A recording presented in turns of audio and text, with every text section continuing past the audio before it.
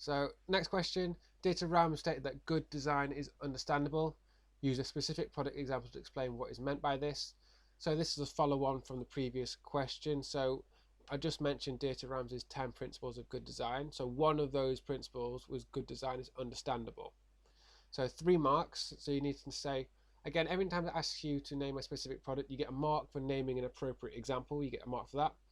And then you get 2 marks for relating it to the question. So good design is understandable. So the big challenge, first of all, is naming a good product. So what that means is that good design is understandable. Basically, well-designed products are easy to use. Understandable means it's intuitive. You don't need to look at the instructions when you do it. It should be quite simple. You get it out of the box and it's easy to use. The function of a well-designed product is self-evident. Good design does not require instructions. There is a focus on the user experience. The product communicates its purpose intuitively. Then some examples you could have had, things like TV remote control, games controllers, zebra crossings, pelican crosses, electric toothbrushes, car heater controls, anything that you use that when you buy it, you don't need to suddenly get the instruction manual out to check how it works. It's just really simple to figure out. Next question, so define the term quality control and quality assurance. So this is another short one. This is two marks, but there's 2 questions. So 2 marks for quality assurance, 2 marks for quality control. So you get 1 mark for giving a definition and then 1 mark for giving an example with it. So examples for quality control will be visual checks to check any defects, stress checking to check any internal defects, and destructive testing on a production line.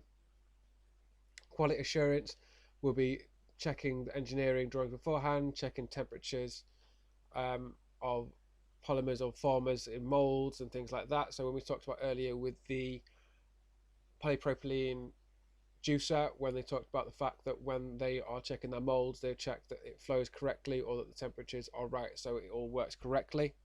So 1 mark for giving a definition of quality control, quality assurance, and then 1 mark for sort of giving an example that goes with it.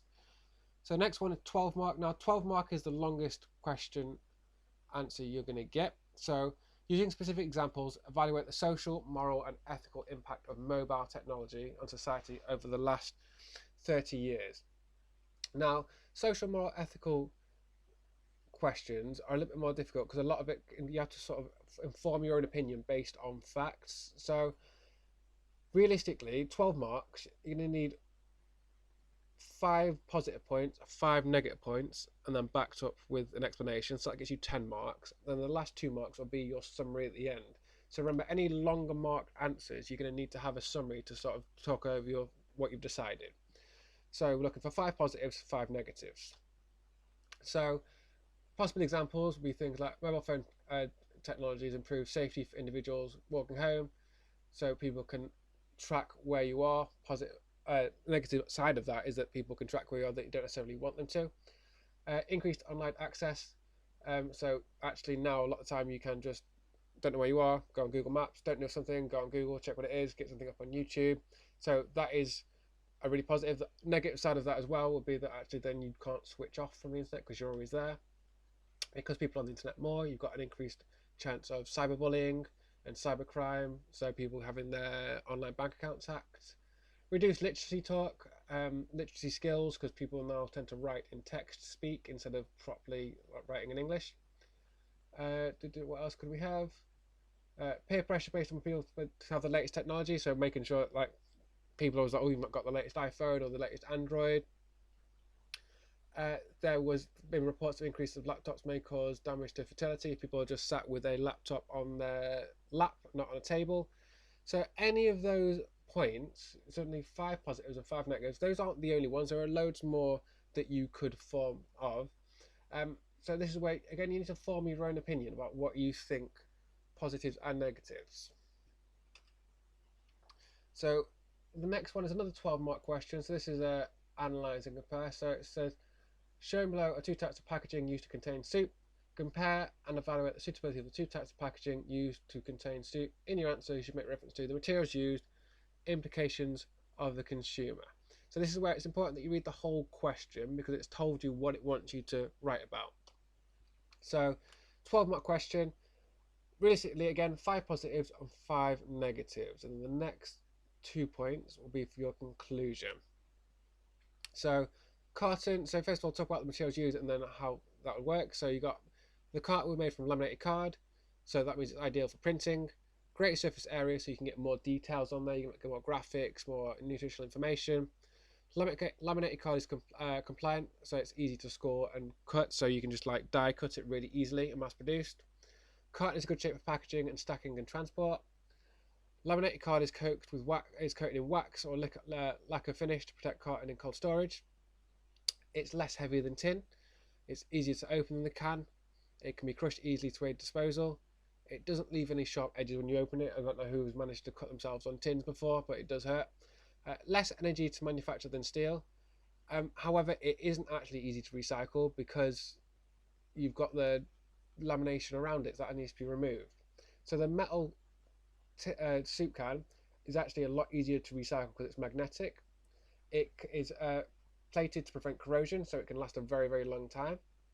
They are quite heavy, although it does stack really well. It's fitted with a ring pull, so the can is not overly easy to use for people that have got poor dexterity in their fingers, people like the elderly or arthritis sufferers. They don't have a large surface area, so there's not a lot of information on there.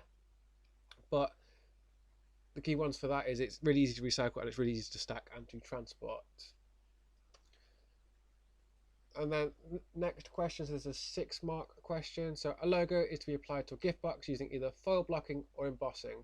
Evaluate the suitability of these two processes in terms of aesthetics, cost, and environmental issues. So 6 marks. So there's 3 points to be discussed. So for aesthetics, foil blocking adds high quality appearance. Embossing can have ink applied or be left blind embossing. Embossing gives a subtle aesthetic only visible in certain light. It's due to a single colour, so that's why if you like hold up the light, it sort of shines on it a little bit. Embossing gives a tactile effect to packaging. Foil blocking is available in metallic and holographic finishes, adding to the quality. Embossing uses a single material and manufacturing process as it can be done during die cutting, so it's a lot cheaper. Foil blocking adds cost because you add a second material and an adhesive as well. Environmental issues is embossing packaging can be easily recycled because it's one material, and embossing can be performed on FFC approved papers and card. And then next one, explain how the use of just-in-time manufacturing can improve efficiency within production. So 6 marks. So 1 mark for explaining what just-in-time is, and then bring up 5 different examples of how it can improve efficiency. So just-in-time refers to a system of manufacturing where components and materials are delivered to production and assembly line just as they are needed. Possible improvements in efficiency. So it removes the need for excess stock, so it's not kept on site. So you're reducing the cost of warehouse rental, security, heating, security offices. Just-in-time production improves efficiency by only producing stock to order. So you don't have to store products once they've been made. There's no risk of them going out of date. They reduce the risk of stored products getting damaged while in storage. It allows manufacturers to quickly react to changes in customer demand. So if the market suddenly changes and things aren't popular anymore, they've not stuck with loads of excess stock that they've got wasted, they can sort of change it nice and quickly. And it increases flexibility in production due to production because you're doing a very specific thing for a specific customer. So that's just a breakdown of some types of questions that you can get. So remember, you've got paper 1 is 2.5 hours, paper 2 is 1.5 hours.